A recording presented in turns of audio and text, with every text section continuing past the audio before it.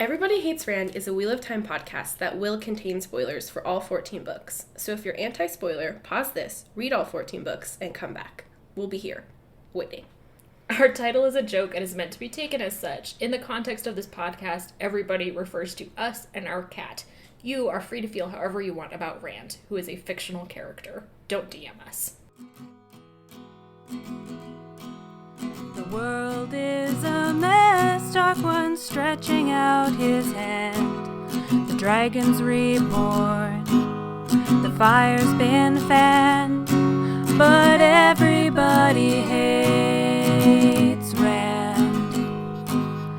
Everybody hates Rand. Everybody hates Rand. Going into his bag. Excuse us for a minute. The audio will be atrocious. Anyway, this is the first episode of 2020. Do you guys know how I know Emily loves me? Today she told me I didn't have to read the chapters. Oh no, he spilled so much water there. Oh no. Anyway, that's how I know Emily loves me, but we have to deal with Tybalt in just a second. Anyway, yes, I do love Sally in that I did not make her read the Perrin chapters because there were 3 of them. It's pretty alarming to realize how much of the Shadow Rising involves Perrin writhing in pain from some wound or another. Half of these chapters, he was just had an arrow in him. An arrow? I mean, I know that happened in the last couple of chapters, but there was a whole chapter where he was waiting around for Alana, who was recently cast in the Wheel of Time. I know, and it's show. Rip girl, you look really pretty and talented, but your character sucks, so... I wish they had not had her character in the show. But I think they'll make her, extra important. If that makes sense? Yeah. I bet the show, has realized that they can't have 400 Aes Sedai characters, so they're gonna have, 8 that they kind of stick with. I know they can't, but could you imagine the commitment if it was just here's an Aes Sedai that's on screen for 3 minutes. Here's an Aes Sedai that's on screen that's for 2 what happens seconds. in the damn books. Yeah, the commitment would be extraordinary. My nemesis. Oh, this is Everybody Hates Rand, your friendly neighborhood Wheel of Time podcast. I'm Emily Jushot. Sally's sipping her tea. Yes, this is me. I'm drinking tea out of my lovely cat mug that Laura sent us. Yeah, I'm excited to drink tea out of mine. I love this cat mug, and I really love this tea that I'm drinking. Oh, do you? I thought you had conflicted feelings about I did, but I think I finally got it to the right brewing time. I think I finally... you have to drink a certain type of tea for a while before, your instincts for that specific tea are this is how long it's been brewing for my tastes. I have no concept of that. I've only ever had one type of tea in my life. It's peppermint herbal tea, and I can only drink it with approximately 1 cup of sugar in it. Because I'm a nutcase. It's okay. There's also probably a whole cup of honey in this, which I'm sure is also helping. But honey and tea is so good. I'm sick. Yeah, I don't know. But I just have an internal clock for English breakfast tea where I'm this is it. We've talked about this before, but I can't do hot drinks unless I'm sick. Yeah, I know. It really weirds me out. Occasionally hot chocolate. Occasionally. But I have to be in a very specific mood and or a very specific setting, such as the zoo. Or Disneyland or something, where there are lots of children roaming free. Yeah. I don't know. They served hot chocolate at my sister's wedding reception. I did not grab any of that. I don't think anyone did because it was hot in that. It was a little warm in the reception hall, yes. And the water was very lemony. I know. My mom needs to, cut back on how much lemon it was, really aggressive. She's like, I'll just slice up all these lemons and put them in the water because it looks nice. But I'm like, girl, it tastes like bad lemonade. Yeah. It was intense, but that would be my only complaint about the wedding. It was lovely. Emily did a great job with the foliage. I didn't do anything with the foliage. I just did what Sarah was like, arrange this foliage. And I was like, okay. And 10 minutes later, I was like, is this good? And she was like, no. Classic. So that was me, just running around doing errands. On the day of the wedding, I literally drove about an hour to various places, including to Sonic for Pebble Ice. Because my mother, very specific in her desires for Pebble Ice.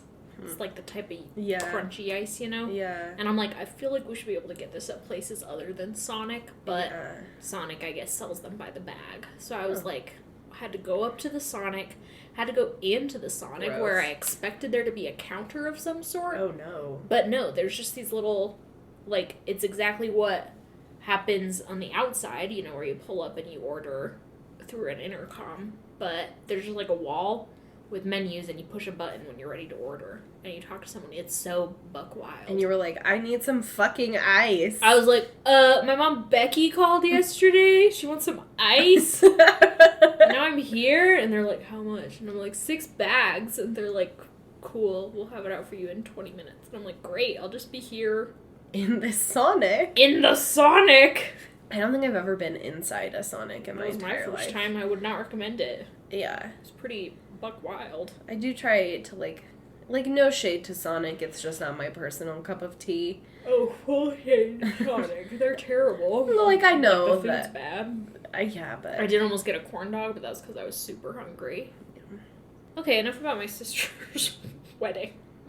Just putting off the inevitable, talking about Perrin's wedding. He didn't actually get married in these chapters. Whoops. Almost. Oh, I mean, I'll say this for these chapters. I didn't hate Perrin and Fail's relationship in them. There was some, like, obnoxious stuff like there usually is, but mostly they were pretty cute. Yeah. There was, like, okay, so the plot. What's that? No one knows. So they arrive in Mansfield. Perrin fully has an arrow in him, and he's like, I would like to lay down, please. Help. And Varen's like, sure, I'll take you to the inn, but I cannot heal you because that is not my skill set. We have to wait for Alana to come in her own good time. And it's like, cool. Gross. Tybalt, sometimes I hear the bag and it's just like, duk, duk. Yeah, it's like, what the Have I told you the other night I went to bed and Tybalt was all mad that I'd gone in and shut the door on him, and then a second later I heard, like, aggressive attempts at my doorknob. Like, he was fully standing on his hind legs messing with it. It was exactly like the scene in Jurassic Park where the raptors were at an open door. I was so scared for a minute. I was like, oh no, I'll never be able to lock him out again. No, it's okay. I'll have to get a child lock. Like one of those weird doorknobs. Yeah. Could you imagine? This is our permanent toddler, Tybalt, Prince of Cats. So anyway, they go to the inn. Perrin sits down, still has an arrow in him. Just, you know, keep that on the back burner as we discuss Everything the else goings that happens. on. Yeah, and then there's like a whole convo between Perrin and the 3 lads who helped bring him in, and it's meant to like contrast between how much Perrin has aged in the last, year and a half? I guess. I don't know. The timeline of these books is so confusing. I'd say it's been about a year. That seems right. It's been about a year, maybe a little bit more, and Perrin's like, everyone seems so fucking naive and young. And it's like, well, yeah, homeboy, that's because they have had no experiences. Yeah. He's like, I was never like that. Flashback to book 1. Perrin was like that. Yeah. Just an absolute idiot. Perrin was the worst. Perrin's still the worst, but like book 1, Perrin's like, oh, I guess I'll just murder Egg in the forest. Like, what the shit was that about? Have you shared that screenshot on I need social to ask media? Nathan Because if it it's is okay. legitimately the funniest thing of all time. One of Sally's friends got drunk and was like ranting about that scene in particular. He's never read the book. Yeah. I just knew that was fucked up. Yeah, no, he's reading. Oh, he's he reading is? The Eye of the World right That's now. great. Hi, Nathan, if you're listening whenever you are. Yeah, he's reading it. He's, like, having a hard time with it because The Eye of the World is a shitty book. Yeah. But he, like, read that part, and I was like, while he was drunk texting it to me, I was like, are you reading it right now? I was like, no, I've just been pissed about it all day. It's like impossible to recommend The Wheel of Time to people because you have to be like, no, listen. You just have to get through books 1 Yeah. and 2. It gets good in book 3. I know, and that's what I told him, and he's like, I'm gonna read it anyway, because he's a good boy. I've been trying to get my coworker, she's like, I need to read Wheel of Time at some point, because it's like, you know, my genre. Yeah. And they're making the TV show out of it, and I like it. And I'm like, bear with me, do a social experiment with me, start with book 3. Ashley! I'm trying so hard to get Ashley to start with The book people 3. need you. I'm like, I just want to know your experience based upon that. She can be on the Specifically, I want you to podcast. start in book 3 when Matt is Yeah. waking up. Oh my god. We do need somebody to do that. I don't know, hopefully she'll agree to the experiment. She does have me sitting right next to her, ready and willing to explain any world-building Wheel of Time that is needed. Okay, anyway, Perrin's talking to these lads. He's like, that one's like Matt, only chubbier, I guess. It's like, why must we make these judgments about The people? literal shit. That's how he describes it. He says stockier, Oh, which is different than chubbier, but we all know what it means. Yeah. Based upon, it's just like Matt is built like A string bean. a string bean, built like a coat hanger on legs, Yeah. and Perrin's like, this man is a normal size. This is a normal boy. Matt is just a ladder Yep. looking lad. Anyway, they're all like, what's it like meeting queens and kings and going to cities and whatnot? And it was at this point reading it that I realized why I find these Perrin chapters so insufferable, and it's because it reminds me distinctly of me going to my parents' neighborhood and having to put up with all our quote-unquote family friends and neighbors asking me personal questions. So, At the wedding, a lot of which I got a people lot of, yeah. at the would wedding. come up and just like touch and or hug Emily.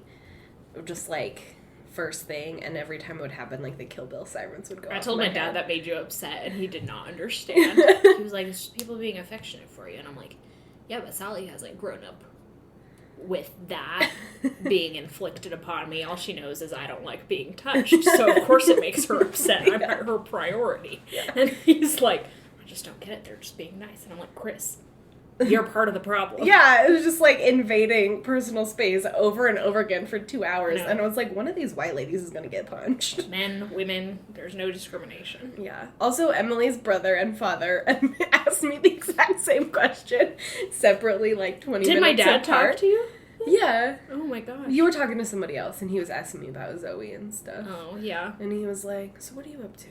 And then Adam was like, so what are you up to? And Adam was like, what do your parents do? It was yeah, like, it was really funny. I was like, Adam, turn it off. And I was like, Adam, I don't know you very well, and in my mind you're like 16, so this is a very funny conversation. It was really funny. Ugh. Anyway, Emily's sister's wedding was very fun and stressful because people kept touching her. Emily's sister's wedding was lovely for the bride and groom, but for the rest of us, it was hell on earth. No one in my family likes small talk with people for hours on end. None of us like setting up foliage. None of us like doing any of that. It looked really lovely, though. You guys did an amazing job. Yeah, and luckily I have a veritable army of cousins who are just like, will drop down. You'll just look over the crowd and see a bunch of like busboy looking I know. motherfuckers. Every time I looked out, there was They're all like my a cousins. different boy. Filling up glasses. Yeah, like gathering plates and Yep. stuff. And I was like, whose boy is this? He's probably one of the 10 He's boys. just a boy. And I was like, where are they coming from? Yeah, they're all coming from that back kitchen where they're hiding. They're also cute, and they're like white shirts and their slacks and their little ties. They're very cute. My family doesn't have any of that, so when weddings happen, it's like I am responsible for 18 people's jobs, and so I fucking hate weddings. Both my siblings are married, so. Yeah, check that off the list. You won't have to deal with it for another 20 years, I hope, until one If of your... Liz gets married at 23, I'll murder her. I meant 20, like, approximately 20 to 30 to I'll be 40. like, listen, sis. However old you want to be, Liz, if you want to be married at all, we will support you. Well, I'm trying to convince Liz that girls don't have to marry boys, so. Ooh, a tough one. Tough combo to get past. We were playing Candyland. I'm sorry, this is like totally off topic. I know, well, like, what's the fucking point, We've already done a whole episode about cats. I know, I'm sorry. But like the little Candyland people, we were like on the same square. And so like Liz turned them to face it and she was like, do you want to get married? Because she's 3, Sure. so she's like figuring out what that means. And I was like, yeah, sure, Candyland people could get married. And she's like, but wait, you're a girl. And I was like, well, girls can marry girls. And she was like, not having it. She was like, what? Yeah, she's like, no. Was that what you texted me and was like, we should get married just so I can I Liz, tweeted it. my wife? Yeah. And I was like, Liz, girls can marry girls or boys or no one at all. And she was like, my mom and dad are married. And I'm like, yes, That's that is true. a specific instance of a man The marrying sample a woman. size was not very large, Liz. God. Anyway, I love toddlers so much. Today I FaceTimed my nephew and he was trying to put a thing of bubbles just fully in his mouth. Oh. And my mom was like, I have to call you back. I just It's love toxic. toddlers. They're so funny. One time Little Adam Jack tried to to drink- make a donkey Oh. noise. My sister sent me a very good video of my nephew trying to make a donkey noise, but he was also eating, so he just coughed in the middle of it. So funny. I was gonna tell you, one time Sarah was babysitting and Adam, like, legit, like, drank some cleaner under the sink, and Sarah had to call poison control, and they just had to be, like, monitor him, I guess. Oh, Poor Sarah was, like, 14. Sarah is a saint on this earth. Sarah's a saint, if only because of how much she had to care for Adam specifically, who Sounds was like a a- tiny nudist when he was Yeah. up to, like, 6. Just take off down the street, Buck naked. buck naked, and Sarah would have to chase him. Oh, Sarah. No. Sarah. Sarah. Okay, Perrin's like bleeding out or something. They're waiting for the magical rapist to appear. Bleh. Yeah, and they're just, like, chatting. It's very odd to have a whole chapter where they're chatting. Oh, then Loial does come in and is like, hey, I didn't know you had an arrow in you, or I would have come sooner. What the fuck? And Perrin's like, hey, what's up? I found out that Trollocs are coming through the Waygate still, but I thought you locked it. And Loyal's like, oh no, it's this complicated thing where the only way to really lock a Waygate is to destroy it by, like, taking away both leaves, because then they'll die. And then you need, like, a squad of Ogier singing to bring it back to life. And Perrin's like, well, that sounds ideal in this scenario. Like, I don't want Trollocs just invading Yeah. the fucking Two Rivers anymore. He's like, whatever, once this arrow is no longer in me, I will go and take care of it. And Loyal's like, I should take care of it. I'll go right now. And Perrin's like, I absolutely refuse to delegate responsibility. Fuck you, I'll go. Yeah. But he's a little bit undermined a second later when he's, like, developing a fever, and they're like, oh, dang, we do gotta get this arrow out of him. And Alana comes in and is like, strap him to the table, boys, so I can dig the arrow out of his flesh. Gross.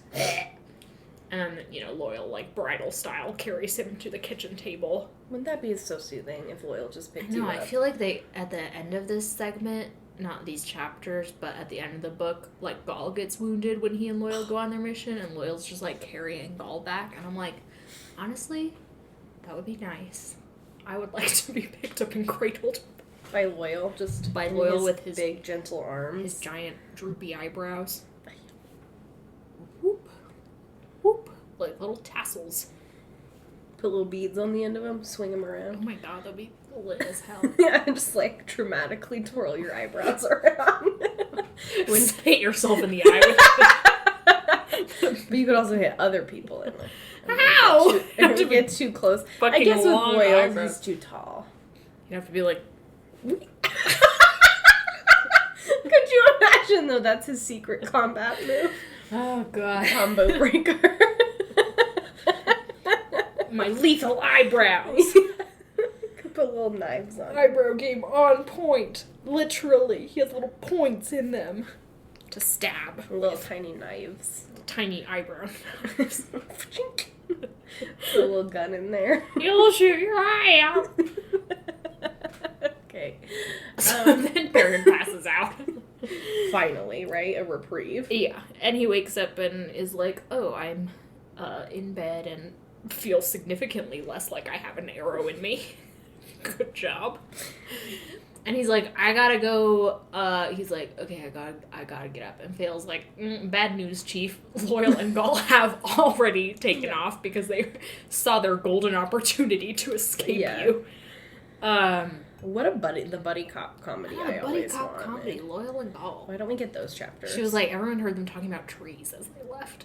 And And I'm just like, that's delightful. Yeah. You were just like, Loial and Gaul were just chatting. I was like, tell me about trees. And Loial's like, I've been waiting. I would love to tell you all about trees. Yeah. Gaul would be such a good listener. It's like that line in Dear Evan Hansen, like, I'll be sending pictures of the most amazing trees. No! You'll be obsessed with all my forest expertise. No. Dude, I'm proud of Dude, I'm proud of Yeah. you. Gaul would be such a good listener. He would. Gaul, if you're listening. Gaul, if you're listening, which Marry I'm sure me. you are, because you're a good listener. Yeah.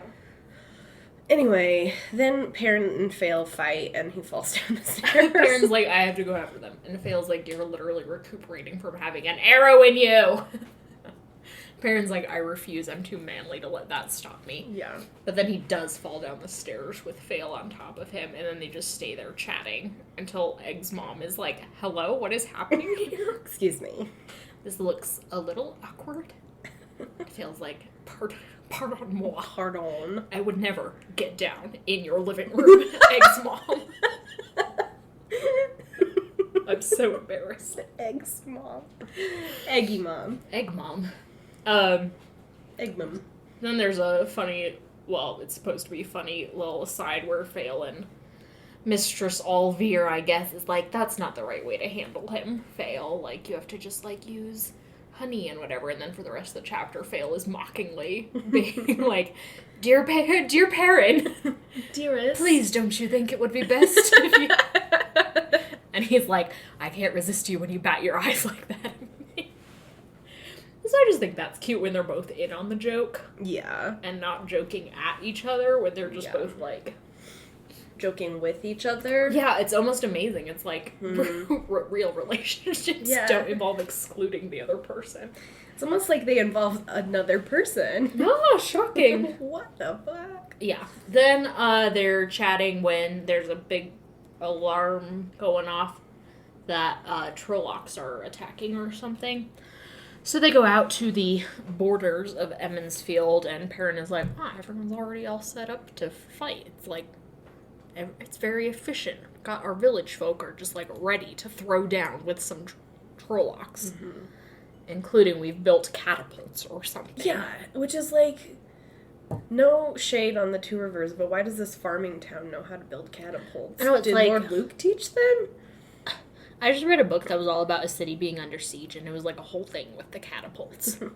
They were like, no one knows how to build catapults. Yeah. Who knows how to build a catapult? We have to just guess. Like, what the shit? So there's some amazing artisan in Emmons Field who isn't getting enough credit. It's Fat Matt. It's Fat Matt. Yeah. Everyone's mean to him. But damn, does that boy know how to build a catapult. But...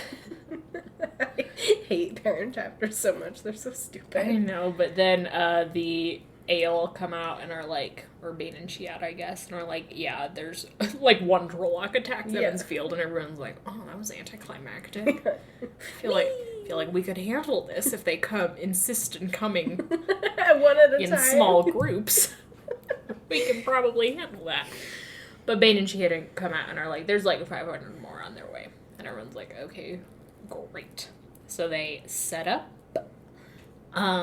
There's a battle, which is not much of a battle, because they just shoot all the Trollocs before they get there, because, hey, their longbows have very good range. So they shoot all the Trollocs, and everyone's like, okay, job well done, we did it. Then some Tinkers show up, and are like, hello, we would like sanctuary, please. And everyone's like, Trollocs! And Perrin's like, you're dumb. Those are people. You're so buck fucking wild.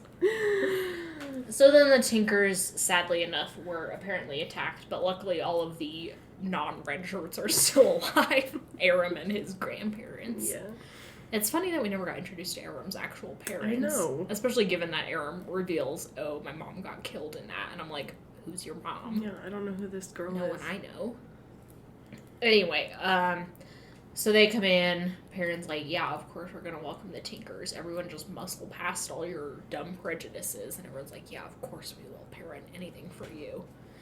And then there's a long sequence of people asking Perrin for supervision of various tasks and him being very confused by that. Which, happens a lot in Wheel of Time. Like, this is the recurring theme in Perrin's world, that people are like, hello, we need leadership. And Perrin's like, I don't understand. And it happens so relentlessly. Like, it should be this. Mm-hmm. That's it. Because then he and Fail have a very, well, not a very, but a more or less, like,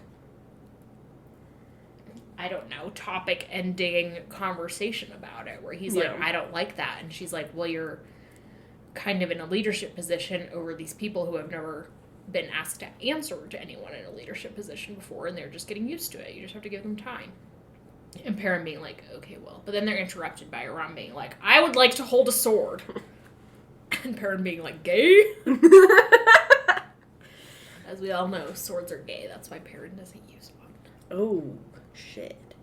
Does that mean Ran is the most gay because he makes his own sword? God fucking if only. And that's why Galad's so gay, because he's so good at swords. Right. You know? Yeah. But then that does leave the Matt question. Yeah, but Matt is bisexual. Matt has a spear that has, like, has described as having a sword blade on it. So, yeah, I think that's a good metaphor for bisexuality. Yeah. Axes are straight. Axes are straight. Spears are bi. Swords are gay. Yeah. We figured it out. Yay! Yay! Swords are gay. Swords are gay. 2020. Ah, dang it. I wish there was a way to make what are bows, though? Lesbians, maybe? You're right. There's lots of lesbian coded archer girls out there. Merida from Brave. Yeah.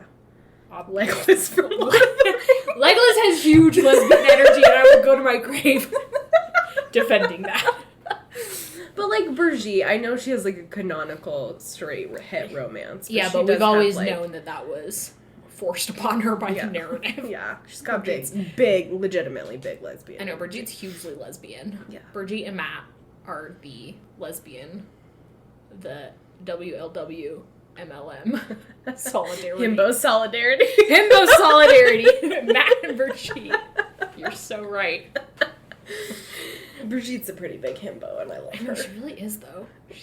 Brigitte is such a good character. I can't wait for her to join the narrative, even though she has to do so at the detriment of being Elaine's warder. I know. I feel like Robert Jordan knew Elaine was a terrible character, so he was like, I'll give her Brigitte the best character, and then at least there will be something for readers to stick around to. That's why Avienda is around much, too. God, if only Avienda and Brigitte fell in love. That'd be amazing. That would be a pretty good lesbian combo. What was I saying? Oh yeah, Aram's like, hello, I would like to dismiss my own ideology and take up another ideology. And his grandparents are like, we're going to react to this in the least supportive way possible, which studies have shown, of course, is the best way to get teens to do what you want. Is the Tinker holding a sword like the Mandalorian, where it's like if you pick one up, you can never go back? Whoa. Like, you know how in The Mandalorian he's like, if I take my helmet off, I can never put it back on. It's like the end of my creed. If a Tinker picks up a sword, is it like that's the end of them being a Tinker forever? I mean, it sure seems to be.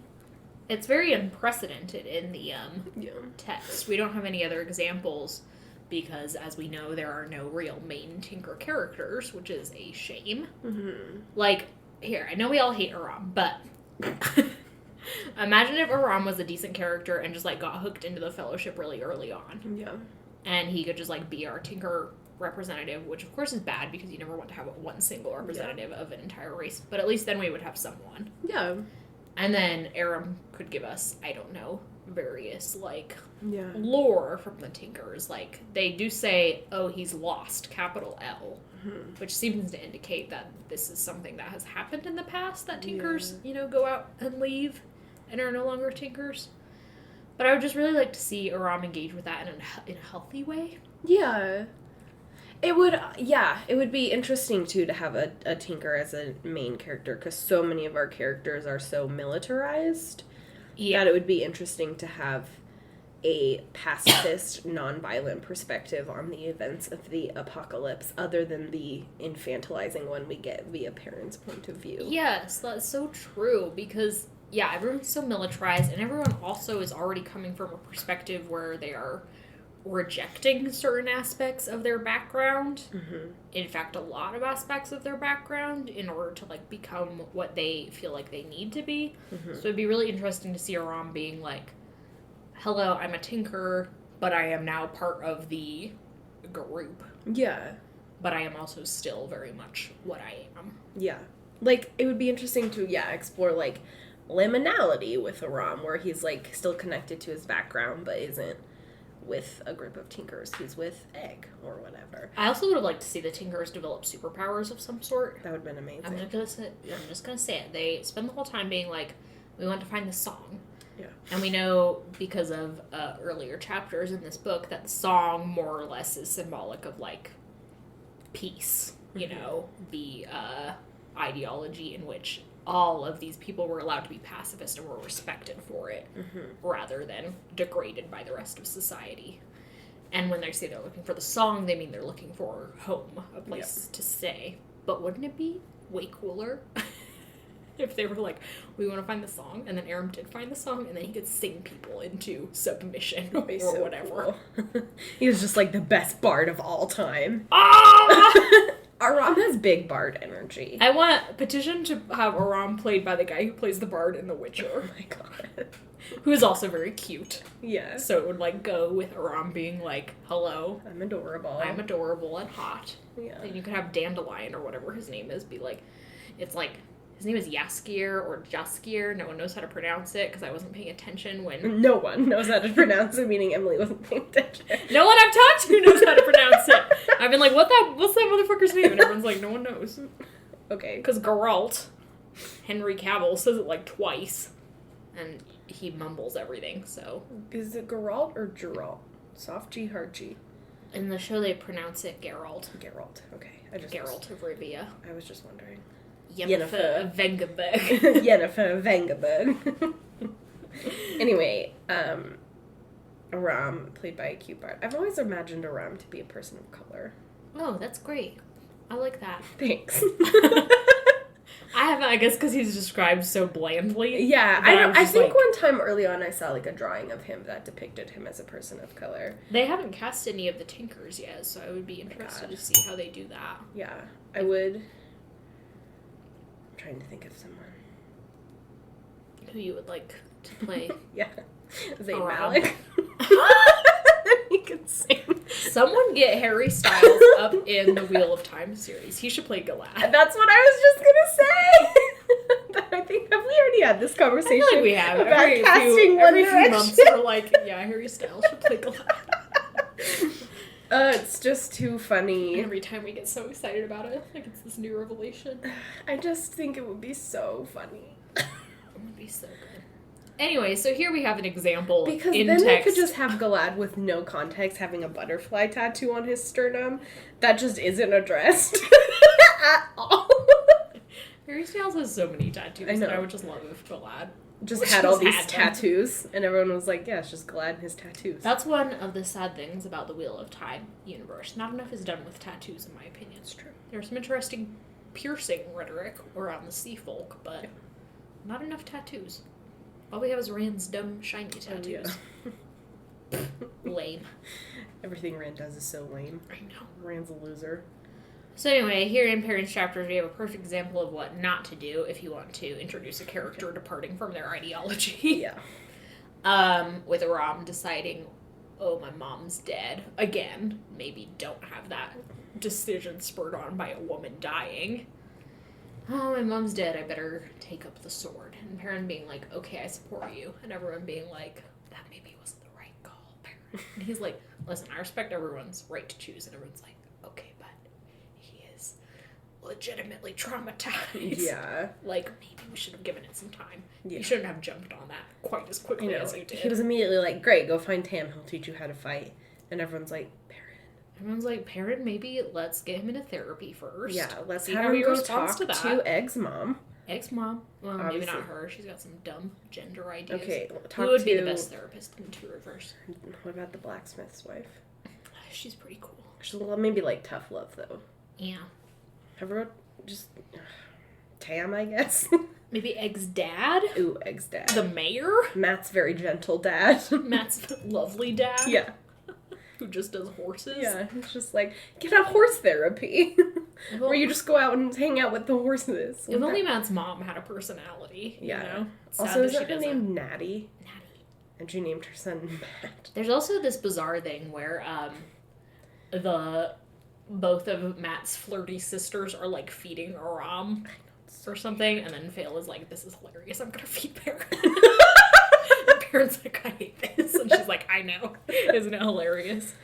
But Perrin describes, and Robert Jordan loves this description, both Matt's sisters as plumply pretty, which is probably my least favorite description of beauty that exists, because it like separates plumpness from prettiness in a really bad way. Mm-hmm. And also it just like genetics are a thing. How does Matt and his dad are both like coat hangers? I would just love his sisters to be like also coat hangers. Yeah. Get me some lanky girl representation in the Wheel of Time series. Yeah, it's weird. Anyway, I hate that. I don't know how this chapter ends. I just don't like the way Robert Jordan describes bodies in general. Women's bodies especially. Yeah, women's bodies especially, but there's just always these weird qualifiers around attractiveness and fatness and gender. Like, I hate, obviously, when he's like a man describing another man, like women would have found him beautiful, of course, which is like a whole other terrible. Bag. But there's, it just is not good stuff. Personally, from my camp over here. Anyway, then there's another crisis where the White Cloaks show up. Oh, yeah. And are like, "Hello, we're so angry at you and we would like to arrest you immediately." And Perrin's like, "Consider this." No. How about you don't? Perrin's like, "Listen, I'll make a deal with you. You hold off on arresting me until the Trollocs are taken care of, and you can chill here and help with the defense." And everyone's like, "We hate this idea because we hate the White Cloaks because they are the KKK." And Perrin's like, "Too bad." Yeah. As I've said before, I do not listen to advice or delegate. Despite my insistence that everyone knows what's best besides me. Yeah. I am a tiny tyrant. Oh, Luke also comes back. Oh, yeah. And, like, there's some weird discourse between him and Dane Bornhold, who is apparently now an alcoholic, where he's like, "So was the man Ordeath at the Terran Ferry. Terran Ferry got, like, attacked, and now there's no one left. R.I.P., but most people escaped over the river. Yeah, rip Terran Ferry. Rip Terran Ferry, but no one knows anyone there, so who cares? They're all red shirts. They are all red shirts. The town that could get attacked without anyone suffering any actual emotional damage, apparently. He's like, "Was Ordeath there?" And Dane Bornhold's like, "I don't fucking know where Ordeath is. He's doing his own dumb thing." So there's, like, the one hint, really, that we get in this entire book that both Luke and, Perrin Fane are orchestrating things in the Wheel of Time on conflicting missions. Mm-hmm. Like, I don't really know what Luke's mission is, but he, I would assume, is sent by one Forsaken or another to wreak havoc and to let the Trollocs in, but then Perrin Fane is there with the White Cloaks doing his own nonsense. I don't know, man. I don't know either, man. So anyway, those were the chapters. We did talk about all of them. Feel pretty good about ourselves. Yay! Okay, next week we will be back with Elaine and Nynaeve for the world's longest chapter. But oh wait, then there's the world's other longest chapter when the White Tower breaks. Oh, that at least is an interesting chapter. That is an interesting chapter, so we're getting surprisingly close. This always happens when we're talking through the books. I feel like we're going, and then it's like, suddenly it's like endgame. I know, well, especially with the Shadow Rising, because you have just this huge chunk in the middle where literally nothing's happening. Yeah, but then and all that's of a sudden best represented by the Perrin chapters, But then it's like, Nynaeve is fighting a Forsaken, the White Tower is crumbling, Rand is going to break the ale in, like, the course of, like, 5 chapters. Perrin's getting married. Perrin's gonna have a whiff. Wifey. Wifey. I bet Faye would like to be called wifey. Yeah, but she has lingerie that has... Like, not if we've said Elaine is a total wifey. Yeah, before. Elaine is a total wifey. Thank you for listening. Thank you to Glenn McKenzie for our theme song. It is a new year, our first 2020 podcast. So we do have some announcements. What are okay. Our first announcement, if you remember a couple weeks back, we talked about how we are getting rid of our $5, not getting rid of, we are changing our $5 Patreon reward to, the graffiti books that used to come with $5 are now going to be at the $10 a month level, just because they are a much bigger commitment than we kind of originally foresaw. They would be. And we want to make sure that everyone is getting the quality that they deserve. So we're going to leave, like we mentioned, the $1 reward and the $3 reward the same. We're just going to kind of take away the $5 reward option for the time being until we can kind of conceive of a reward that matches that value. We've had a few ideas, but none of them we seem fully comfortable with after talking about them. On Patreon, you can set your own pledge, so if $5 a month is comfortable for you, that's great, and thank you so much. You will just get the $3 and $1 rewards at this time, but something else should be coming in the next couple of weeks or months, hopefully. Yeah. Remember that if you had signed up for the $5 reward previously with the intention of getting a book, and that's something you want, then we will still be sending you a book. Yes. Although, you're now technically on a tier that doesn't exist. Yeah, so... That's totally fine. We'll be sending you a book. But from now on, if you would like a book, you need to sign up for the $10 reward. The $10 reward. Good point, Emily. So yeah, everybody who signed up before is grandfathered in. Those books are coming in the works, though it may not seem like it. Again, we just work very hard to make sure they are actually personalized and you're getting your money's worth. So, the next thing is that you guys should look out for our stickers sometime in the next couple of weeks, as soon as we can get everything squared away with how we're going to sell them, and then, of course, getting the merchandise itself.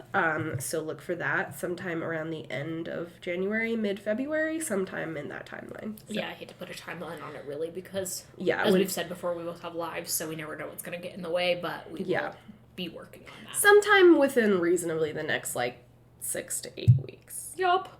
Especially because we obviously need to get the stickers printed, and you never know what's going to happen when you are working with distributors. But they're on their way. We're very excited about them. If you haven't seen which ones were chosen, please hop over to any of our social media accounts, Twitter, Tumblr, or Instagram, to see which ones were chosen. And thank you to our amazing artists and to everybody who submitted. Mm-hmm. Anything else? EHR's second anniversary is coming up on January 23rd, I think. So last year, some of you made us presents. Hold on, is our second anniversary gonna correlate with our 100th episode? Oh my god, it might. Shit. So our second anniversary is going to be our 100th episode. We are going to try to do something special. Yay. We'll see how that pans out. We might get a variety of guest speakers to give us their thoughts about Wheel of Time. Various friends of the podcast. Yeah. I'm still cheering for Gethin, although now I think Nathan would be a great... Yeah, I think if it was gonna be someone, it should be Nathan, because he's actually read a little bit of the Wheel of Time, and every time he talks to me about it, it's literally the funniest take I've ever heard in my entire life. Okay, I really want to talk to Nathan. I want to talk to Devin. Nathan is so good. I think Janet should just be there. Oh my god, and Janet, and I'll just be weeping on her the whole time. Nathan is my favorite, because he's somehow even more Team Edwin than I am. Every time he's Edwin's the only one I care about. And I'm Nathan, I'm obsessed with you. Nathan, you're so good. So yeah, we might do that. I think it would be extremely hilarious to have Devin tell me what he's learned about the Wheel of Time by only listening to EHR. Because he's a good friend who listens to the podcast and he has no idea what's going on. I know, he's just accumulated things through osmosis. Yeah. Mostly at this point. I just want to see what the picture is forming in his brain. How do you imagine the Wheel of Time? Devin, tell me. List 3 places in the Wheel of Time. Oh yeah, we could give him a quiz. Or I feel it's a lot of people to have on the mic at once. So we could do separate things. Yeah, we could do 2 episode 100s, one with you and one with me. We'll figure it out. It's gonna be fun. Maybe we'll just interview Tybalt. I don't know, it'll be stupid. We'll do something fun and special, so that week probably count on not the chronological Wheel of Time content, but still Wheel of Time related content, unlike our Cats review. Yeah, I'm sorry about that, but I'm also not. Yeah, I had to get it out of me, or I would have died. It was a pretty stressful week for me personally, so it really needed to happen. Okay. Again, thank you for listening. Thank you for bearing with us as we make changes to our Patreon and a variety of other things. Thanks for listening for perhaps almost 100 episodes. Isn't that crazy? That's nuts. Do you have a sign-off? I do. The other day, Emily and I think we were watching the final episode of The Mandalorian is when this happened. Yeah. And I got a phone call from work. I wasn't at work. Okay, yeah. One of my coworkers was like, "Is the honey on your desk real?" Oh my god. And I was like, "What are you talking about?" "Yes, it's real. It's from bees." I don't understand the question. And then he was just like, "Cool, aviculture, our bird care staff is going to use it for, to help one of the eagles who's injured. Because apparently honey promotes, like, tissue regrowth. Okay. Or something. And our eagles all come from, wildlife rehabs. All of them are injured and can be released back into the wild. So I don't know if, like, shed an injury flare up or something. But they were just like, aviculture is just gonna, like, take your honey, if that's okay. Assuming it's real honey. And I'm like, yes, it is real honey. I don't understand the question. I'm so confused. Honey isn't, like, manufactured? Is there, like, a... I don't know. Honeyless honey alternative? What's I have no idea.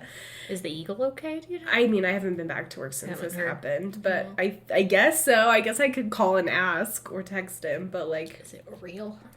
I was like, I don't understand the question. No, it's gluten-free honey. What is anyone talking about? I don't know. It was very confusing. I was like, let me watch BB Yodito. BB Yodito. Yeah. Yeah, that's him. Dear Baby Yoda, what to say to you? You have my smile. Everyone watch The Mandalorian. Your mother's eyes. Okay, goodbye. Happy New Year.